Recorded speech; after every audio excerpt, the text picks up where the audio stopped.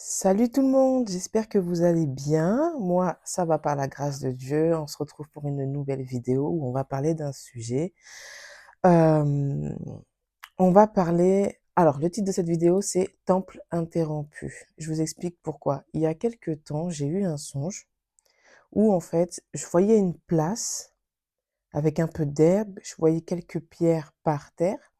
Et là, j'entends la voix de Dieu qui me dit, pourquoi le temple n'est toujours pas reconstruit?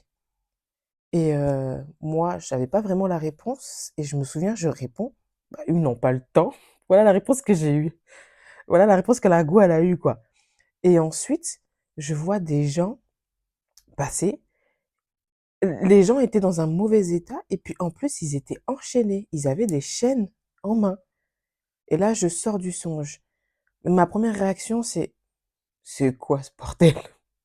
Et ensuite, je me dis: «Oh, temple, construction du temple» et directement dans mon esprit, j'ai le livre d'Esdras. Du coup, je cherche, je fais regarder ce qu'il y a, je regarde le livre d'Esdras, je lis ce qui se passe. Je comprends que c'est bien le passage biblique qui correspond par rapport à mon songe et tout. Et pour ceux qui ne le savent pas, j'explique. Esdras, c'était un scribe sacrificateur en fait, où Dieu l'avait appelé en fait pour la reconstruction du temple. Et donc du coup, j'ai lu, j'ai parcouru, j'ai lu les chapitres 3, 4, 5. Après, je suis allée jusqu'au chapitre 7. Et en fait, par exemple, là, j'ai mes notes parce que comme ça peut m'aider aussi. Hem, le chapitre 3 au verset 6, en fait, il parle des fondements du temple qui n'étaient pas encore posés. Et moi, quand j'ai lu cette phrase-là, dans mon esprit, je me suis dit: «Beh, de toute façon, au jour d'aujourd'hui, le temple, ce sont nous. Nous sommes le temple du Saint-Esprit, pardon». Du coup, je comprends qu'il y a un problème au niveau de la construction de nous. Et je pense que du coup, ce message-là s'adresse plus aux chrétiens, aux personnes qui sont nées de nouveau. Voilà ce que je voulais dire. Heu Il parle aussi de la pose des fondements. Les fondements. Au jour d'aujourd'hui, un chrétien est censé avoir un fondement en Christ normalement. Vous m'excusez, la caméra bouge un peu parce qu'en fait, je la tiens à la main avec mon trépied. Ça, je suis posée tranquille, je suis bien, je regarde, je vous parle. Et oui, nous sommes censés avoir un fondement. Notre fondement est censé être en Christ et rien d'autre. Ensuite, le verset 8 parle de la pose des fondations. Donc ça, nickel, il n'y a pas de problème et tout. Là, je passe au chapitre 4 et là, je vois interruption de la construction à cause de l'ennemi. Je dis: «Hi, là, il y a un problème». Heu, Normalement, tout chrétien, dans notre marche chrétienne, nous sommes censés, en fait, déjà grandir en Christ. Nous sommes censés avoir notre fondement en Christ afin que lorsqu'il y a des épreuves, des attaques de l'ennemi, que nous soyons vraiment, que notre fondement soit basé sur le roc, tu vois. On parle d'une foi inébranlable, tu vois, en Christ. Donc, on va venir t'attaquer. Ok, tu vas être touché, mais tu ne seras pas ébranlé. Parce que pourquoi? Tes fondements sont en Christ. Quelqu'un va venir t'insulter, va venir te faire un coup ou quoi qu'est-ce. Certes, tu vas l'entendre, ça va peut-être te toucher, mais ça ne va pas t'ébranler parce que tu connais la parole, tu connais ton identité en Christ. Et malgré les épreuves, tu continues, tu avances. Même les gens sont étonnés. Mais celle-là, on fait tout pour la faire tomber. Mais comment se fait-il qu'elle est toujours là avec son Jésus-Christ, tu vois? Et donc, du coup, je comprends par rapport au songe, en fait, il y a un problème au niveau de la fondation, il y a un problème au niveau de la construction du temple. Et donc, maintenant, la question se pose, la question que je me suis posée et que la question que chacun d'entre nous devrait se poser, c'est: quel est le problème? Comment se fait-il que, il y ait un problème au niveau des fondations? Comment se fait-il que le temple que nous sommes n'est toujours pas reconstruit? En fait, toutes ces questions-là, il faut se les poser. Est-ce que je fais partie des personnes, parce qu'il se peut que non, et si c'est le cas, gloire à Dieu. Mais s'il y a un problème au niveau de tes fondements, revenir à la base. Déjà, savoir pourquoi, qu'est-ce qui s'est passé? Là, il est bien écrit que c'était à cause de l'ennemi. Donc, dans le songe, je me souviens, il y avait des chaînes. Les gens étaient enchaînés. Donc, qu'est-ce qui t'enchaîne? Qu'est-ce qui nous enchaîne, en fait? C'est quoi? Je sais que il peut y avoir des liens de famille. Il peut lui aussi avoir les forteresses. Tu vois, tu grandis avec des forteresses, mais que tu marches maintenant dans ta marche chrétienne, mais que tu as toujours ces forteresses en toi. C'est ce qui t'empêche, en fait, de rester ferme dans ta foi, tu vois. Et que lorsqu'il y a des épreuves ou des attaques ou tout ce que tu veux, beh, du coup, beh, tu es ébranlé comme pas possible, tu vois? Et ça me fait penser où je regardais une prédication du pasteur Yves Castanou, en fait, qui parlait vraiment de l'importance de nos fondements en Christ et il avait franchement, j'avais beaucoup aimé cette prédication et il avait donné l'image d'un phare. Parce qu'un phare, c'est une maison qui est sur l'eau, mais qui a ses fondements, qui est basé sur de la roche, en fait. Donc il peut y avoir vents et marées, en fait. En plus, on voit souvent des images de, de vents et marées qui frappent fort, en fait, tu vois, sur les phares et tout. Et pourtant, ils sont toujours là en place. Et tu vois, cette image-là, c'est l'image que nous sommes censés être en Christ, tu vois. Et déjà, ça, c'est les fondements. Ensuite, il y a l'enseignement, il y a, la communion avec le Saint-Esprit parce que je pars du principe que pour que nous puissions déjà avoir des fondations solides, c'est avoir une intimité avec le Saint-Esprit. Tu vois? On ne peut pas avoir d'excuses. Je choisis Jésus en tant que sauveur et Seigneur. Tu vois? Et donc Seigneur, c'est vraiment déjà ton Seigneur, tu vas le connaître comment il est, comment il fonctionne, qu'est-ce qu'il veut de toi et tout. C'est avec la communion, en fait, à travers la prière et à travers la méditation de la parole. Alors peut-être pour certains, je ne sais pas si c'est une corvée, ou peut-être pour certains, ben, il se trouve des excuses. Enfin, je n'en sais rien. Je suis pas je suis à la place de quiconque, mais je pense que c'est vraiment important. Aujourd'hui, les temps sont mauvais et j'ai pas besoin de vous donner d'exemple. On voit très bien ce qui se passe dans le monde. Heu, on entend souvent: «Maranatha, Jésus revient bientôt». Maintenant, est-ce que on peut se poser la question, moi la première, est-ce que je suis quelqu'un qui a une foi inébranlable? Est-ce que je pense avoir une relation intime avec le Saint-Esprit? Est-ce que, ça c'est très important, est-ce que je connais mon identité en Christ?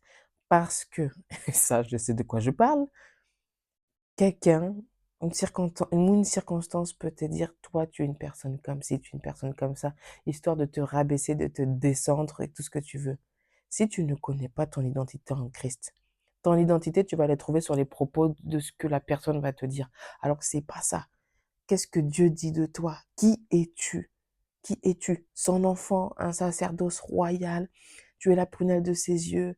Enfin, tout est écrit dans la parole et je sais, et ça, personne ne peut me persuader du contraire, que Dieu parle. Dieu va te dire qui tu es. Il va te donner ton identité. Ça, personne ne pourra me faire croire le contraire. Donc, déjà, se poser la question, qui je suis? Est-ce que je connais mon identité en Christ? Moi, ça a mis du temps, hein, franchement, moi, je vous dis, hein. Ça a mis du temps avant que je connaisse mon identité en Christ, hein. Qui je suis? Et pour, en fait, enfin, tu vois, comment on appelle ça? Le verset qui parle de, soyez renouvelés en intelligence, tu vois? C'est l'apôtre Paul qui le dit. Hem, Tu grandis, tu entends des phrases sur toi, ce que tes parents peuvent te dire, tes proches peuvent te dire, qui ne sont pas forcément, hem, le cas, mais tu l'as tellement entendu, tellement absorbé que c'est limite devenu une forteresse et que du coup, lorsque quelqu'un te dit: «Tu es quelqu'un de bien, tu es l'enfant de Dieu, tu es la prunelle des yeux de Dieu», bah, là, il y a confrontation, hein, parce que tu aimerais croire ça, mais tu as tellement entendu le contraire que du coup, tu crois que c'est le contraire et du coup, tu n'avances pas. Tu penses avoir la foi, tu penses qu'elle est inébranlable, mais dès qu'il y a une attaque ou quoi que ce soit, ça y est, tu tombes. Et ça, franchement, il y a que le Saint-Esprit, il y a qu'avec la communion avec Dieu, il y a que la méditation de ta parole de la parole, pardon, qui va pouvoir, en fait, casser, en fait, toutes ces chaînes, briser toutes ces chaînes, tu vois? Que tu as reçues dans ta vie, en fait. Et je prie pour toutes les personnes, en fait, qui vivent encore avec des chaînes. Je prie maintenant que ces chaînes soient brisées maintenant dans le nom de Jésus. Hem, Quand je vous parle là à l'instant, il y a un chant qui me vient en tête où le chantre disait que malheureusement au jour d'aujourd'hui, les chaînes sont passées des mains à la tête, tu vois? C'est pas faux. c'est pas faux. Maintenant, je sais que nous avons un Dieu qui brise les chaînes, qui libère les captifs, autant qu'il guérit les malades, tu vois. Et donc, je prie vraiment que toi, mon frère, toi, ma sœur, tu puisses briser dans le nom de Jésus tout fondement qui n'est pas de Dieu. Toute chaîne, elle tombe maintenant dans le nom de Jésus. Que tu aies cette relation, cette communion intime avec le Saint-Esprit. Assurément, il te dira qui tu es. Et lorsque tu auras vraiment pris conscience de qui tu es, vraiment, je t'assure, quelqu'un va te dire des méchancetés, quelqu'un va te dire quelque chose qui est le contraire de ce que le Saint-Esprit t'a dit. Je t'ai dit, ça va rentrer là, ça va ressortir là. Même, ça va même pas rentrer ici, là. Ça va juste faire ding, ça va juste faire ça, tu vois. Et là, tu vas avancer. Et ce n'est pas de l'arrogance, c'est juste de l'assurance. Voilà, c'est tout. Euh, Dieu est ton Père, en fait. Moi, déjà, on pourrait dire, moi, mon père, c'est Dieu. On pourrait dire que c'est de l'orgueil et tout. Mais non, c'est la vérité, en fait. Donc, toi, tu es la prunelle des yeux de Dieu, il n'y a pas de problème. Tu es un enfant de Dieu, il n'y a pas de problème. Tu es l'épouse de Christ, il n'y a pas de problème. C'est la vérité, en fait. Maintenant, je prie vraiment que tu aies cette soif de Dieu, que tu aies cette soif de sa parole, que l'amour qu'il peut y avoir, ne serait-ce que même un petit bout d'amour qu'il peut y avoir pour Dieu, ne s'éteint point, mais au contraire, qui grandisse de jour en jour, que la parole de Dieu soit le partage de ta vie dans le nom de Jésus. C'est vraiment ce que je te souhaite et c'est ma prière pour toi. Voilà, donc voilà ce que je voulais dire par rapport à cette vidéo.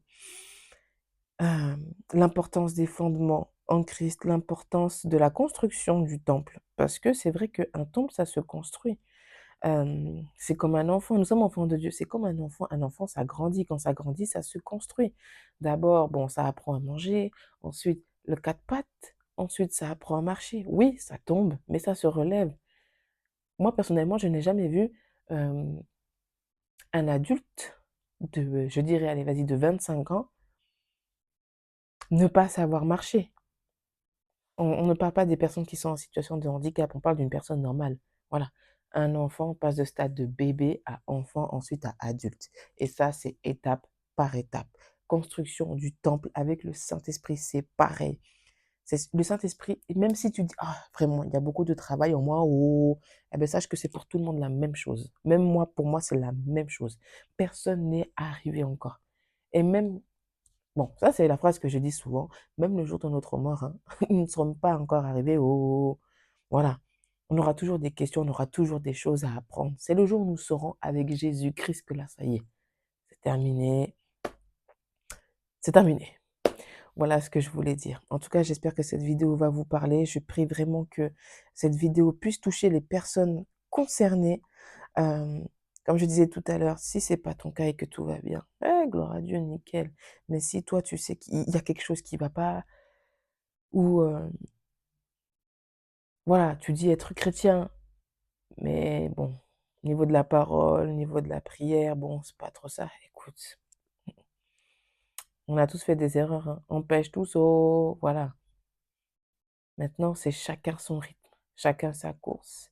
J'ai pas besoin d'aller plus vite que l'autre ou quoi que ce soit, parce que de toute façon, on a tous une destinée et ce n'est pas la même. Voilà. Voilà ce que je voulais dire pour cette vidéo. En tout cas, ben, soyez bénis, que le Seigneur continue d'abonder sur votre vie, qu'il continue à vous enseigner, qu'il continue à vous parler, à vous changer, à vous transformer, à vous bénir. Et puis on se retrouve très vite pour une prochaine vidéo. Salut!